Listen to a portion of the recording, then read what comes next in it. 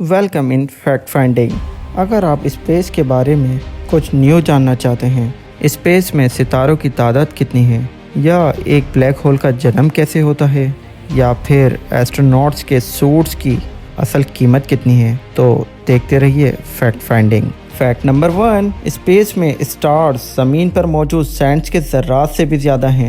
جی ہاں، بالکل، اسٹارز کم از کم billions trillions ہیں ان کوانٹٹی، جو کہ بہت زیادہ ہے۔ فیکٹ نمبر 2، ایک اسٹار اپنی لائف اسپین کے اینڈ میں ایک بہت بڑے دھماکے سے پھٹ جاتا ہے، اور جس کی وجہ سے ایک میسو بلیک ہول کا جنم ہوتا ہے۔ اس کی گریویٹیشنل فورس بہت زیادہ ہوتی ہے، اور کوئی بھی اس کی گریویٹیشنل فورس سے بچ نہیں سکتا، ایون کہ وہاں اسپیڈ آف لائٹ بھی 0 ہو جاتی ہے۔ خوش قسمتی سے سب سے قریبی بلیک ہول ہم سے آلموسٹ 10,000 لائٹ ایئر دور ہے۔ فیکٹ نمبر 3، جب ایسٹروناٹس کسی مشن پر ہوتے ہیں تو وہ اسپیس سوٹ پہنتے ہیں، جو کہ ضرورت کے مطابق گرم یا ٹھنڈا، اس کے علاوہ پریشرائزڈ اور ایئر سپلائی کے بھی کام میں آتا ہے۔ ایسٹروناٹس کو اسپیس سوٹ پہننے میں کم از کم 6 گھنٹے تک کا ٹائم لگتا ہے۔ ایک اسپیس سوٹ کی value almost millions of dollars میں ہوتی ہے۔ فیکٹ نمبر 4، یونیورس کا کوئی بھی سینٹر نہیں ہے، اور یہ مسلسل بڑھتا جا رہا ہے۔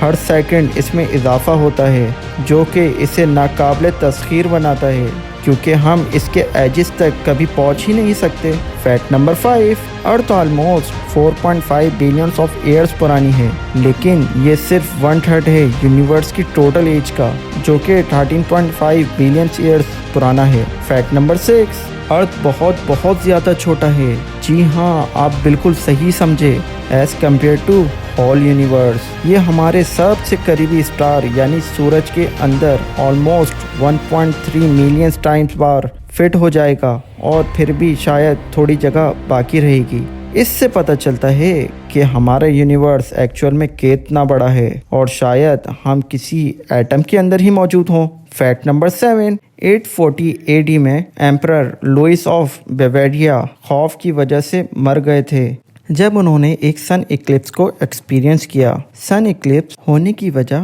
سمجھی جا سکتی ہے۔ مون جب سن اور ارتھ کے درمیان آ جاتا ہے، اس وجہ سے ایک شیڈو کریٹ ہوتا ہے، اور ارتھ کے کچھ حصوں میں باضابطہ طور پہ نظر آنے لگتا ہے۔ فیکٹ نمبر 8، مون کی وجہ سے بلینز آف ٹنز واٹر حرکت میں آتا ہے، کیونکہ مون کا گریویٹیشنل پل سی کو اپنی طرف کھینچتا ہے، جس کی وجہ سے ویوز کریٹ ہوتی ہیں، اور ہمیں آکسیجن کا ایک میجر پارٹ ملتا ہے۔ تو ہمیں مون کا شکریہ ادا کرنا چاہیے کہ وہ ہمیں آکسیجن پرووائڈ کر رہا ہے۔ فیکٹ نمبر 9، مرکری کا ایک دن مرکری کے پورے سال سے زیادہ لمبا ہوتا ہے۔ جی ہاں، آپ نے بالکل صحیح سنا۔ پلانٹ مرکری میں شاید آپ سیم ڈے اپنی برتھ ڈے 2 ٹائمز بھی سیلیبریٹ کر سکیں۔ پلانٹ مرکری سن کے گرد تیز حرکت کرتا ہے as compared to other plants, جو کہ اس کے ایک سال کو ارتھ کے 88 ڈیز کے برابر کر دیتا ہے، جبکہ ایک دن مرکری کا جو کہ ایک سن رائز سے